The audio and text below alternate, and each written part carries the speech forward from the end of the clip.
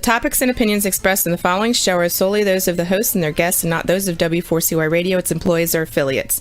We make no recommendations or endorsements for radio show programs, services, or products mentioned on air or on our web. No liability, explicit or implied, shall be extended to W4CY Radio or its employees or affiliates. Any questions or comments should be directed to those show hosts. Thank you for choosing W4CY Radio.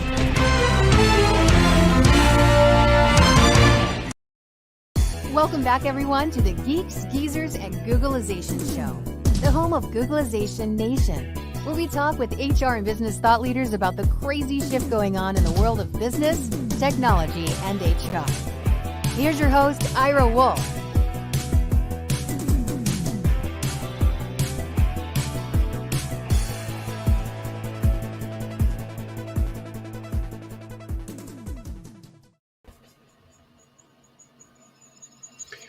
Hey there, Googlization Nation, and welcome to another episode of Geeks, Geezers, and Googlization. And it's obviously December because Jason's decorated in holiday spirit already. I'm ready, my friend. Amazing. How did heck did we get here, Jason? It's December 2021. I mean, I'm lost. I'm in, I've said for a while we're all living in Blur's day.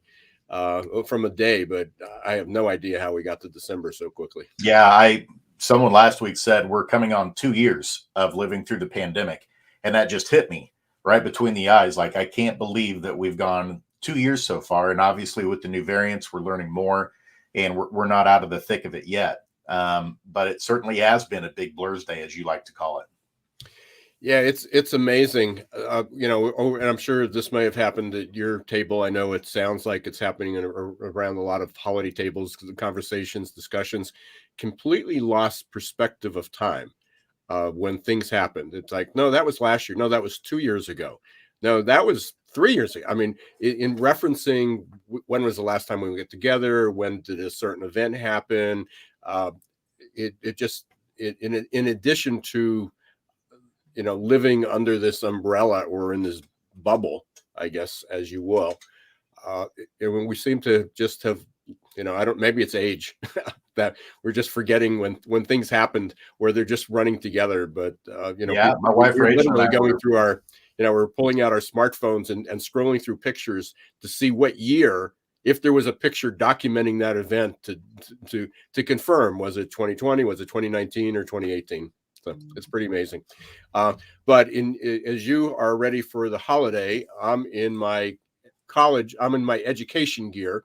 Today we're going to be talking about the future of education. What a fascinating subject. I've said this many times, but I'm currently teaching my class on organizational change management at Muhlenberg. That's the M. My high school was Mount Carmel. So for those of you, any classmates from my high school from Mount Carmel, you might reckon it was the same colors too, red and white. But we kind of dressed up in those gears. But one of the topics we've talked about was certainly the future of work. Talking about organizational change, how everyone is going to adapt. One of those industries happens to be education. But our guest today, which thankfully to you've introduced me to Kevin Berkopes. Amazing. I mean, kind of an approach that we haven't even talked about, that I hadn't even considered in the scheme of how do we disrupt, how do we transform, how do we get people prepared, how do we fill all these skill gaps? And Kevin's got a solution. He took a very innovative, disruptive approach to it, and it makes so much sense, and yet wasn't even on the table. Absolutely. And I'm excited too, because I cut my teeth in education, and so I hold educators and disruptors like Kevin in the highest regard, because I have 4 sons. And only the oldest one, who's 7 years old, is currently in school. And my wife and I were chatting just this week. He hasn't had a normal year of school, quote unquote, so far. Kindergarten and first grade was with the pandemic, and this year still the pandemic, wearing masks. And so this idea of how do we improve education is really near and dear to my heart. And I'm sure a lot of other people, listeners who will be listening today too. And if it's not near and dear to your heart, it should be. I mean, if you're a parent, you should be you should be concerned and worried about it, and looking for what opportunities are there. But if you're an employer, you should be even more concerned. I mean, this labor shortage is not going away anytime soon. The numbers just aren't there unless we open up unless this pandemic or endemic just completely vanishes. We're gonna have no more disruption, no more outbreaks, no more variants, and that's almost zero chance of that happening. We're going to have to, we're going to have more deficits, more gaps, more disruptions, more distractions in there, and we're already struggling in, how do we get people upskilled, reskilled, and educated to be able to fill those gaps, and we'll kind of bring on Kevin at this point. But my friend Dr. Ed Gordon just did a huge white paper and studied it, and what he came up with was that we're going to be, by 2030, we're going to be 32 million workers short on a skill gap, and even with reskilling, upskilling, and education, that's with aggressive reskilling, upskilling, and education. Wow. We're so far behind the eight ball. So some of that may be taken care of with automation, but that only raises the bar, because we need people to service, maintain, install, upgrade all that automation. So I think at this point, it's probably a really, really good time to bring on Kevin, and we're going to learn about Crossroads technology, and more importantly, what he's doing, what some of the strategies, what some of the solutions are that he's ready to offer. So if we can get Kevin, there he is. There he is. Hey, Kevin. Hey, guys. Thanks for having me. Absolutely. What a pleasure. The intro, and we talked a little about this before the show. Your company is Crossroads Technologies. XR Technologies. Yeah. I want to give a little bit of background of what you do, how you got there, why you started it. Obviously, I don't know if this was a lifelong ambition when you went to college and said, hey, I'm going to grow up and be a CEO of this education company. So a little bit of background is came from two poles of poverty. So my experience in education was oriented from that immigrant family and low resourced agricultural family. Those two poles sort of geared my thoughts of what education was. My experiences through higher ed, bachelor's, master's, PhD, each level, unfortunately, was a bit of a letdown of the promise of what it was supposed to be. I think entrepreneurs start companies based on two things. They want to fix something they hate, or they want to scale something that they felt they had a privilege to have. I didn't like the way the system was designed. I didn't think it was worth the investment that everyone told me it was supposed to be worth. And not because I wasn't respectful of the privilege of studying at Purdue University and University of Texas and other places. It was what seemed like a kind of misrepresentation of how people learn and how you use concepts and understandings to be able to get to a place where you can actually be productive for a company or for someone else. As I was doing some application-based research, so my PhD's in mathematics, I've spent a ton of time doing machine learning, big data, software. But what I came to was, when I got into these sort of application-based experiences, most of my education wasn't useful. The things that I learned while I was working on actual problems and projects, totally useful, right? You talk to other people, you solve and critically think through problems that are novel or interesting or part of driving value for a client. And at the education space, it was much more about just kind of regurgitating conceptual understandings, or not even that, really just rote memorization of hundreds and hundreds of year-old concepts in mathematics that didn't seem to build any sort of baseline for what we could do. So got out and started teaching. I was on a pathway to do big data type stuff for some companies. Was backpacking in North Carolina, as fortune would have it, saw a school, applied, moved there 2 weeks later. Did that about 5 times across the country as a K-12 educator, and went to the places that I was most interested in geographically, but also the ones that I felt like needed, as you would see in the news, right? South side of Chicago, New Jersey, Texas, these other places that have lots of poverty and lots of issues that I wanted to understand, help me understand my own journey through that, but also the privilege I carry by being who I am. And from there, got my first academic job in Indianapolis and was able to actually incubate some of the models that we had created. Things like when I was in schools, half the teaching staff had left by October. That's a problem. Didn't think that professional development was going to solve that and these sort of other things. And so the development of the company went from what are the assets, tools, capabilities that technology could produce, and how do we balance that with the most important thing in education, which is people and connections. And from what we've done early on with peer-to-peer engagement, peers are the best teachers in terms of interactions and personal skills. They have shared language, experience, things that we can't recreate. But you do need a learned adult in the room and for certain things. And then you also have to recognize that people know things without you telling them. They know things without lecturing. Lecture actually doesn't work at all. But we have transitioned through this pathway of understanding sort of the history of what's been tried in education and then what's being done now. But also something that's probably the most important is the tools that are available today because of technology's continuous advancement are so far ahead of what we're using in the classroom. Not because we don't value technology, we all use it. But we don't know how to use it in the education space. And we actually don't train teachers to think of their work in the classroom as much more than a dialogue with kids to impart knowledge out of your head. That's ridiculous. Like that, maybe we needed that 200 years ago, but with the access to the internet and everything else, there's way better tools out there than what you potentially have in your head right now. Yeah, that's so interesting because again, even in a master's level program, and again, some of them are just recent grads, but half the class is in the workforce. The other half are just recent grads continuing their education. And my final project, which is, I weighted it pretty heavy, and it really was to see how they can apply what they learned. It was like, pick a theme, something you want to change. I don't care if it's society, the world, climate change, or something in your business. It could be recruitment, retention, whatever it is, something that you want to change. And I just want you to apply and even grasping that concept.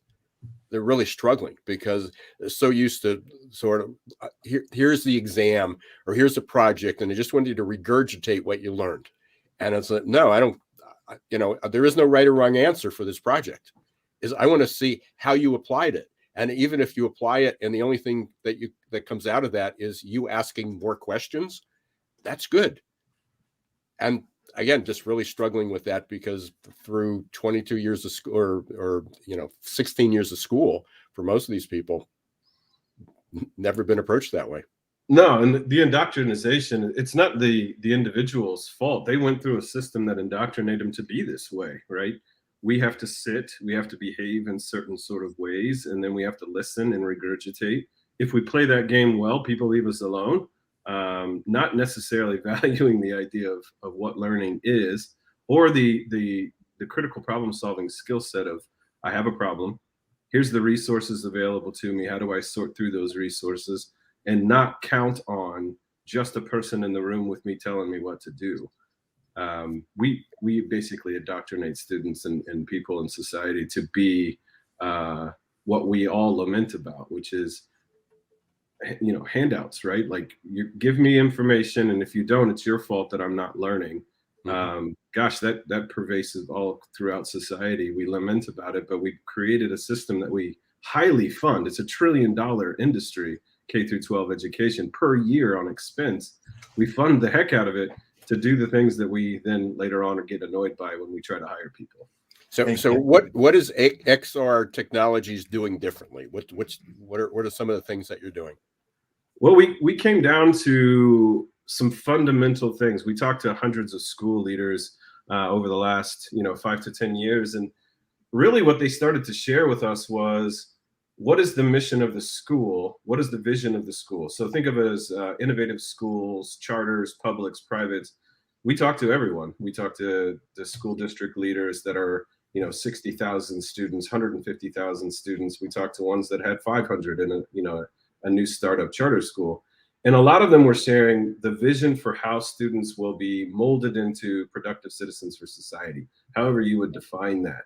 A lot of it was intelligent growth, a lot of the mindset things that I spend a lot of time on.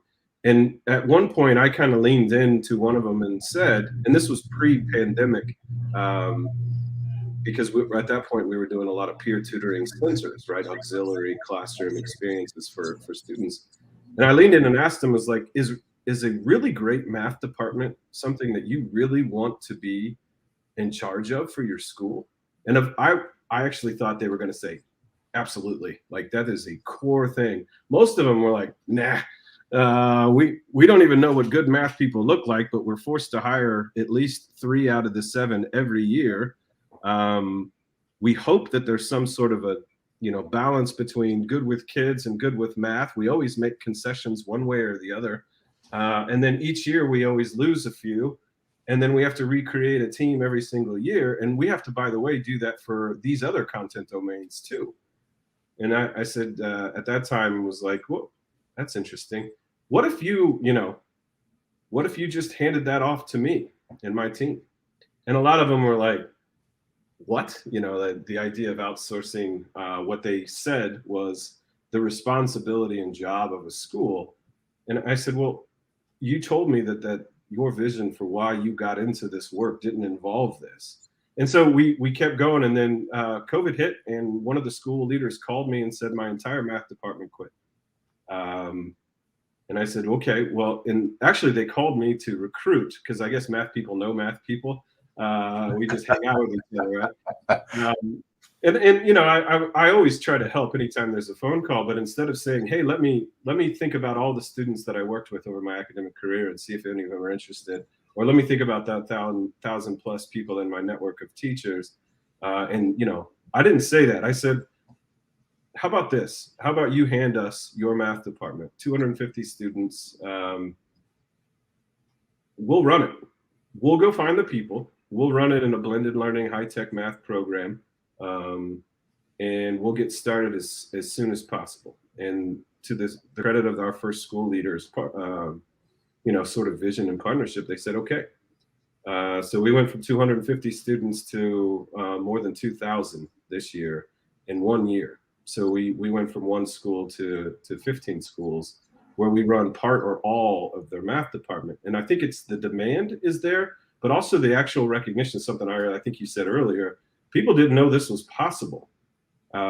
We had a vision of this a long time ago, and I think I shared with a lot of entrepreneurs, like, what if we had the ability to outsource an education where a company, a vendor, could only lament and focus on being the best math department possible, or the best science department, or the best ELA department, or the best languages department? That was all we would have to focus on. If you think about the rapid innovation that would come from that incentive, which is I have to be good at this thing. And not only that, if I'm not the best, the school's going to fire me because they love to go back to status quo type things, right? So incentivization to innovate is all around this idea of department as a service. The fiscal agent for public funding is still the school. I want it to stay there. I want the money from the state to come into a school that is a nonprofit, has a school board, superintendent, whatever, but they choose to outsource their core academic services to vendors, which we are creating several more other than math right now because of the visibility that we've gotten, where that public funding can then go to a contract of which high expectations can be built into the contract with metrics for success, the same way that you would do with your any vendor that you've outsourced or any product that you use to even create this program. The incentive to innovate in the traditional system isn't there. You have a math department, it does okay, it doesn't do okay, standardized tests, people lament, you get graded at different levels in the state, but you're kind of trying to do something that we think you're not actually capable of doing as a school leader, because the expectations have increased so much in the last 10, 15 years on what a school is. And I think that's good. I just think we need to recognize that a school leader is fighting a battle that cannot be won unless we think about this outsourcing and we get other vendors to crop up and do, languages as a service or sports as a service. What an interesting opportunity. Special ed as a service, where their only model and product is an exceptional math program, for example. That is brilliant, Kevin. And I know a lot of our listeners today are business executives and business leaders. And, the question in their mind might be, well, what role does the private sector have in helping, the schools? And Ira led the show with talking about the labor shortage is here and it's going to continue. And we've got to upskill and reskill.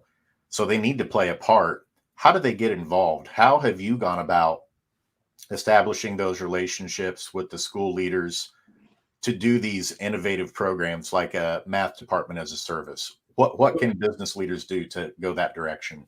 Well, I think there's a couple of things. So the department as a service acts as two bridges that have basically been non-existent in the past. One is that a company that's run by people that understand how industry works, because the incentives for a vendor like us is an industry incentive.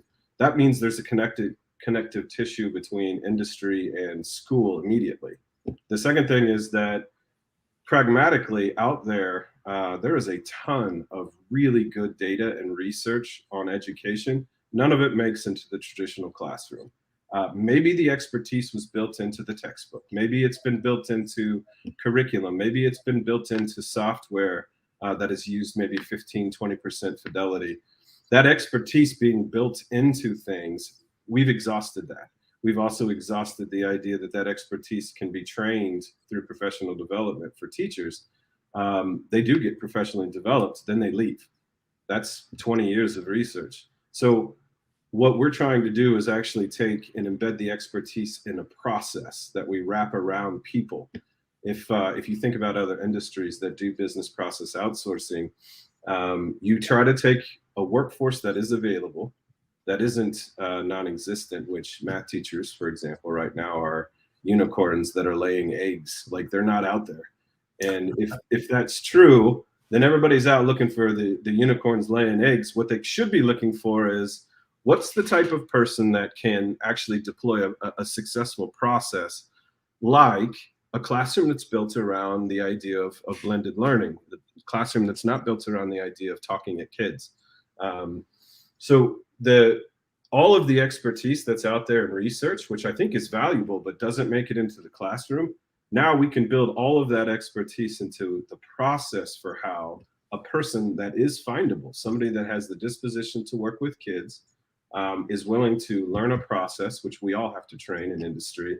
No matter what people say, you can't have somebody come straight out of college into your company and drive value immediately. We all have to show them, update them, work with them on our process. So finding talented individuals that are those dispositions and they're findable. I mean, we hired 35 teachers in 60 days. I don't know a single school district out there that was able to do that. We also hire people that look like the kids that are in our schools. So we look in Gary, for example, which has predominantly an African-American population left after the massive decline from the 80s of that population. We hire African-American men and women from that community to work in the school. We don't outsource, and look for people outside of the community that are willing to commute in. We want to keep public dollars in the community because these schools are likely one of the highest revenue companies in that low resource area, right? They're making 6, 7, 8 million a year. Let's keep that financial wherewithal and capability within that community. So those are the sorts of the things that I think the connectivity is interesting. We also get to interface with,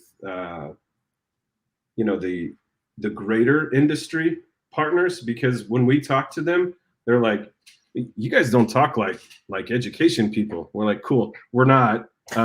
We want to do things very, very differently. We actually want to learn from you, Cook Medical or somebody else, right? Cummins and these other industry partners. How have you scaled process? Learning from Toyota, learning from Lean Canvas, learning from Agile development from our software development companies. Like we want to embed that expertise into the process that becomes a vendor that serves schools. And, so much of what we talk, Kevin, on this show, this will dovetail perfectly into that, is we talk about employee experience. And, the things that make it difficult in terms of turnover challenges, of losing staff. And certainly, Ira's been talking about the perfect labor storm for over 20 years. Same thing in education. You and many other leaders have been screaming from the mountaintops, we've got a teacher shortage problem. And it just got even worse with the pandemic. The pandemic didn't create it.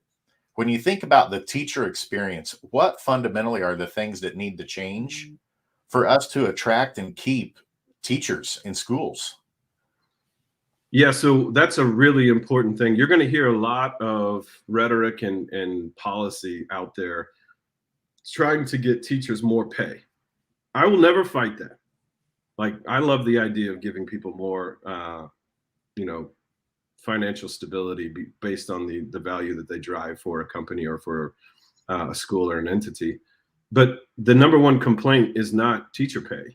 If you go through 25 years of research, 6, 10, 20,000 teacher surveys, the lists of things of why I left, number 5 on the list is pay, right? So pay is going to be up there because everybody wants to lament about that. I don't make enough. I don't want to, I want to buy this. I want to do this. I have no problem with that, but it is number 5 on the list. The other parts are, you're asking me to do a 60-hour work week and paying me for 40. Okay, well, that's a infrastructure for what the job of teaching is. The behavior of children. Look, kids, humans, tiny humans, they are always going to be a pain in the butt at some point. So there are various degrees of not yet. How do we manage them effectively where we don't rely on the classroom teacher to be the only one that holds together a box, enclosed cell with 35 teenagers in it? Gosh, what a terrible idea. But so classroom behavior of students is a thing. What you ask me to do every day, my professional respect, I want to be respected as a professional. These are the things that they talk about continuously. So when we're thinking about, we're going to bring somebody in, we're going to call them an innovative educator. We actually call our teachers coaches because we're part of a team. When you're in a classroom, you are the front lines of an organization. But you're not alone. You always have your manager that's with you, that you have stand-ups every week. If your class on our data platform shows that it needs special attention, we send the cavalry. We send a boost of 3 or 4 adults into that classroom to help you. And we use the data to signal when we have to do that, when we should do that. You have a team on site that's part of your team that all runs the same process, so you can ask each other. We don't ask you to close off a classroom, be on your own and sink or swim based on your own capabilities, which I think are the top 4 reasons that people get out of educating. They love kids. It's part of their heart to connect and serve community. Money is 5th there because those things are more important to people as far as how they choose career, a certain type of person. But taking care of them and then respecting them as professionals, that's the key.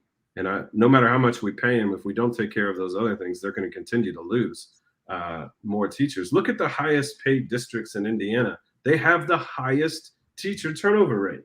I don't know why people don't recognize that. Kevin, we're talking about some of the traditional subjects, math, whether it's history, English, geography, whatever it might be. You're focused on the math right now. McKinsey just released a really incredible kind of study, and they looked at they identified like 53, I believe it was, foundational skills that everybody's going to need. And a lot of these skills are also what comes up in business. Business is saying we need people that can collaborate, good team player, good communication. What was interesting is that they correlated it with education.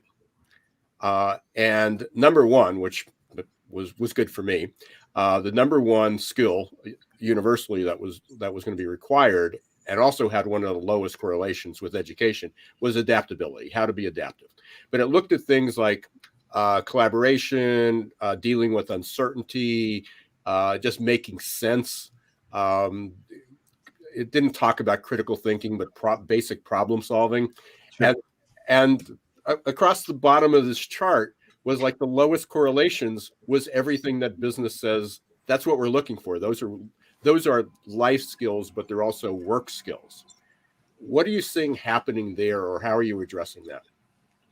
So I can speak of what we're specifically doing. We see the content as the way to connect to kids. So by law, we have to have a mathematics experience for students that's on grade level, following a certain type of standard. How we do that can do exactly what you're describing. So we concentrate on self-advocacy, communication, and adaptability in regards to resource use. Those are the ways that we build our classrooms. We have a plan at the very beginning where we onboard students, where we have a very sophisticated data platform where we track what students do every single day in our process.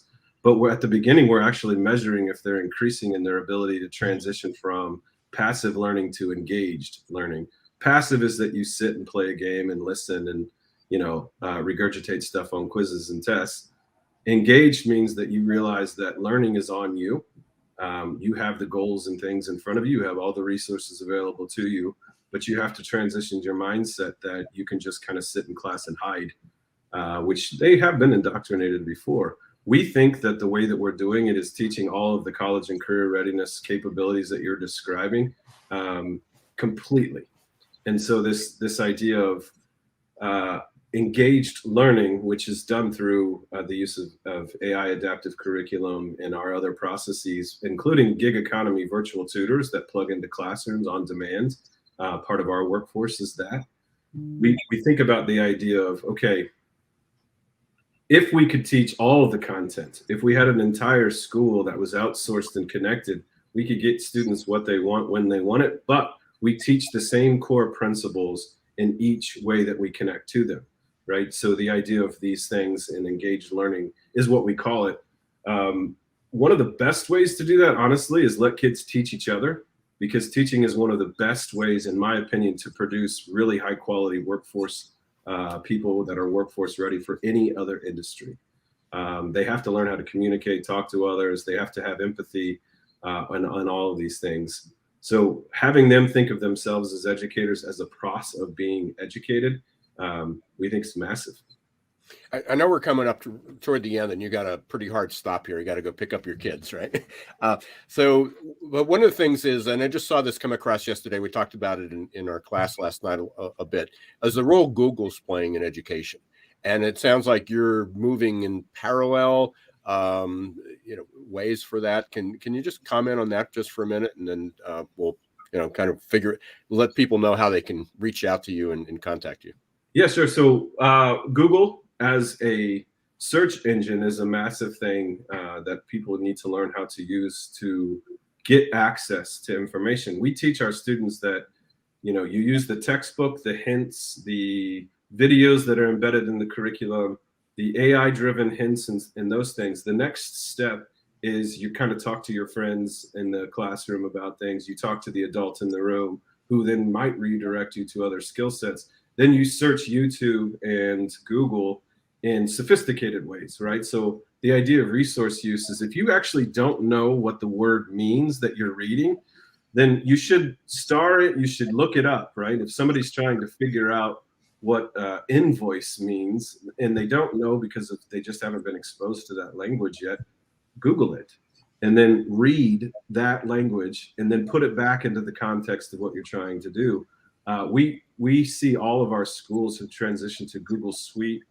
They use, the Google's Chromebooks. They have this cloud-based service. What people don't know, which we've run into, is yes, technology, yes, the use of those things, the resources and everything else are really important. But guess what? The internet at schools is terrible. And we've actually had to bring our own Wi-Fi service into the classrooms to ensure that our high-tech classrooms don't go cold because the school's internet shuts down at least 2 times a week. So this idea of what Google can do for education, how they've built this suite of apps and technology, we just want to operationalize the use of that for the different content domains. And we want our companies to focus only on being the best math department, the best science, the best special ed as a service. And we think there's a real future for that. Kevin, we are just getting started here. There's like 15 other questions that I can ask, but I know you've got to run. So we're definitely going to have you back. You and I are, love to have a conversation in the next few weeks with you about some things, see how we might be able to collaborate. But in the meantime, how can our listeners get in touch with you, learn a little bit more about what you're doing? Yeah, I think our website's a good place. Anywhere on social media, we post a lot. Me on LinkedIn, Twitter, among other things. Reach out to us for two reasons. One is that maybe you're an entrepreneur that's interested in incubating a department as a service. Maybe you're interested in your schools where your children go. How could we, in our services, be a part of what you see in your community? I think the final piece is if you've ever thought about getting into education as a career, we're an opportunity where you get stock options, great benefits, and you get to work on a team that's trying to change the world. That's not really a value proposition that you would hear for a middle school math teacher somewhere else. And we want people to recognize that. We're going to be hiring another 100 teachers in the next 6 months. So we need a lot of talent. Well, my name's Wolfe, and I'll be getting my application in, Kevin. I'll hire you. We'll have to put you through the interview process, though, to make sure you have the right disposition. Thank you. Thank you very much. I know you've got an incredibly busy schedule. This is fascinating. I think I try to keep up on trends and new opportunities, and the idea of outsourcing education just wasn't popping up on the radar, even talking with some of the disruption experts. So I thank you very much. Been very valuable. I hope you have a great holiday. I'll connect with you. I'll send you. We'll get ourselves on the calendar, and please be safe. Thanks, guys. I appreciate the opportunity. Happy holidays. Appreciate you. That was awesome, Jason.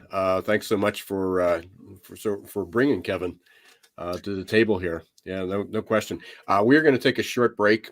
We want to thank everybody for being part of Googlization Nation, for listening to and watching Geeks, Geezers, and Googlization. We're going to be right back, and there's a couple of things that I want to run by you, Jason, especially relating to what Kevin talked about, and get your opinion on it as well, being a former educator. Stay tuned. We'll be right back in 1 minute. Change doesn't pick favorites. No matter who you are or where you live, the year 2020 was filled with one unexpected challenge after another. According to the authors of The Adaptation Advantage, we are incredibly well prepared for the past, but woefully unprepared for the future. That leaves millions of people feeling scared, worried, frustrated, and confused. Whether you're the owner of a business or a worker out of a job, adaptability is now an essential skill you need to ride the next wave of normal. The good news is that science shows that adaptability is learnable. Adaptability gives us the confidence and courage to think about change and embrace opportunity in the right way. Adaptability gives us hope for a better future. And goodness knows we need hope. Are you ready to embrace change and double down on your future? Contact Success Performance Solutions today to schedule a consultation about how you can reimagine your team's future, how you can begin to think about opportunity the right way.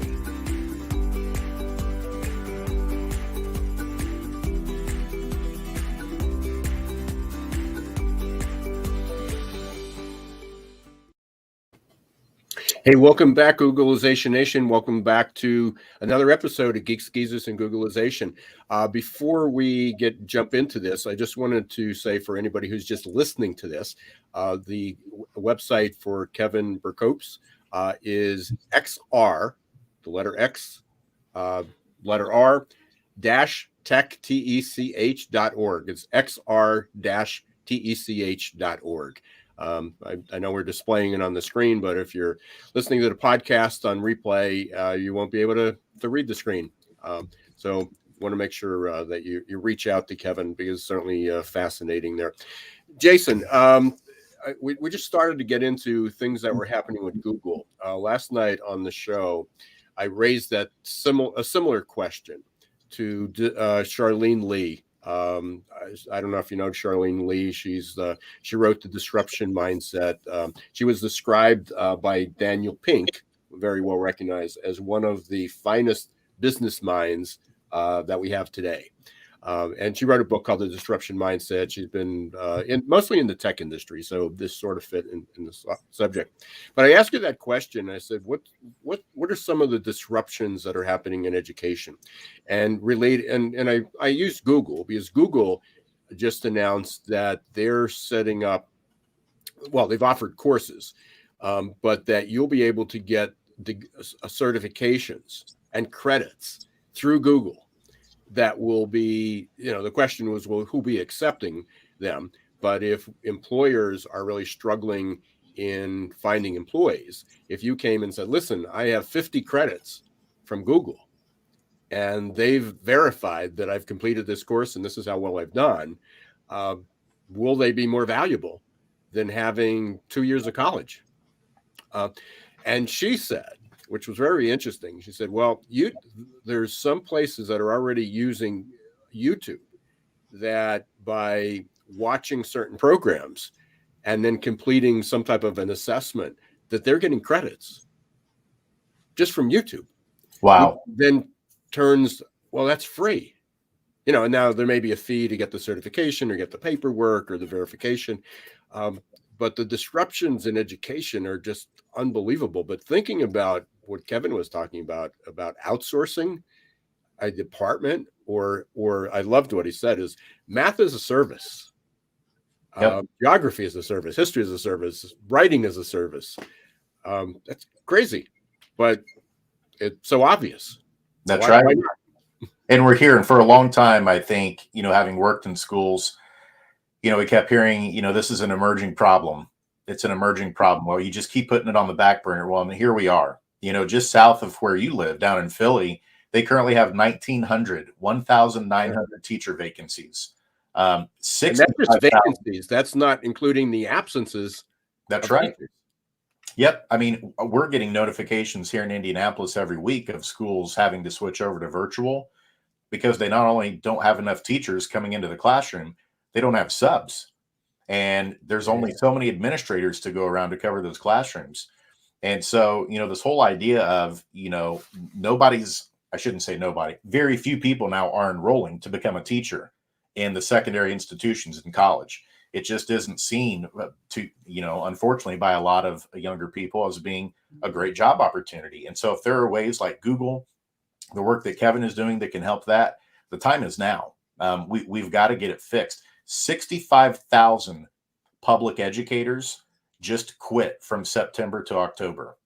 And that's just public school educators.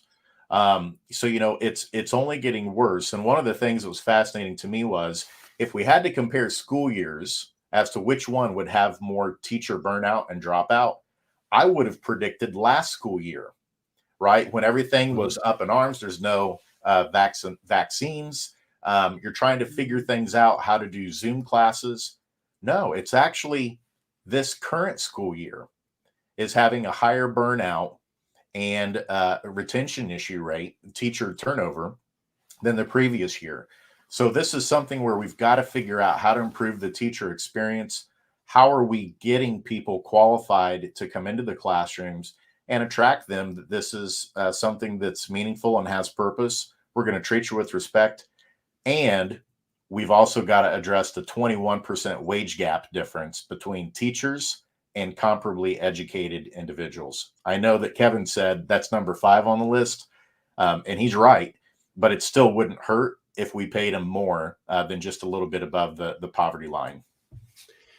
Yeah, we forget that, we talk about employers all the time. We forget that the classroom is a workplace for teachers and educators and administrators. It's certainly where the customers go. It's a workplace. And I'm not sure schools, whether it's K through 12 or colleges and universities maybe have considered it this way, but K through 12, if I can say that, K through 12, I'm not sure how they think about the classroom as a workplace. And so some of the same issues that you and I have talked about, and everybody else seems these days, is that going back to work, getting back to the office, getting back to normal, is it was fine. I mean, everybody wanted to go back, but they wanted to go back the way it used to be, that we can all go back, we can congregate, we can hang around the water coolers, go to the snack room, go out to lunch, unmasked, unsocial distance. We can do all that. That doesn't exist. We've got people that are masked. We got people that aren't vaccinated. We got people that are fearful. There's so much controversy, and especially in the schools, there's school boards, just the conversation about either having a vaccination mandate or a requirement for masking has resulted in threats. And so here you have a teacher last year, although it was disruptive. And I'm wondering how much of the burnout from this year, how much of that, the 65,000 who resigned in September and October from this year to last year had to do with last year. There was this light at the end of the tunnel. We're going to get through this. I love teaching. I'm going to get through this. And then they're put back in the classroom and you have all this controversy. And in addition to trying to teach and the disruptions you have, you've got you got parents angry that their kid has to wear a mask or that they have to get vaccinated. It was just the straw that broke the camel's back, or is it literally this year is that much more difficult that it was like, I'm not going back? And I'm not sure there's an answer. I'm not sure you and I have an answer for that, but it's certainly a consideration. But as a workplace, the same thing's happening at work. Look how many people are resigning. Record numbers of people are resigning. And it's only because companies figured it was going to go back to the way it was. And it's unlikely to ever go back to the way it was. That's right. And, Kevin talked about respect is a big thing for teachers, right? And because they often are bombarded from politicians saying, this is how you've got to teach. This is what you got to teach. Parents. From parents in the community, right? It's a tough job being a teacher. The two things that can keep them going that we often see in the research, number one is the connecting with the students, right? When there's that connection with the students in the classroom, that means something. That touches their soul, part of who they are, their purpose. Well, that's been disrupted because of the pandemic. Like a lot of it's become virtual, and virtual just isn't the same as in person. But the other piece has to do with how appreciated do they feel. And the latest research we've seen on that is that less than a third of teachers say that during the course of the school year that they get any kind of specific recognition at all, whether it's from parents or from the administrators or from fellow teachers.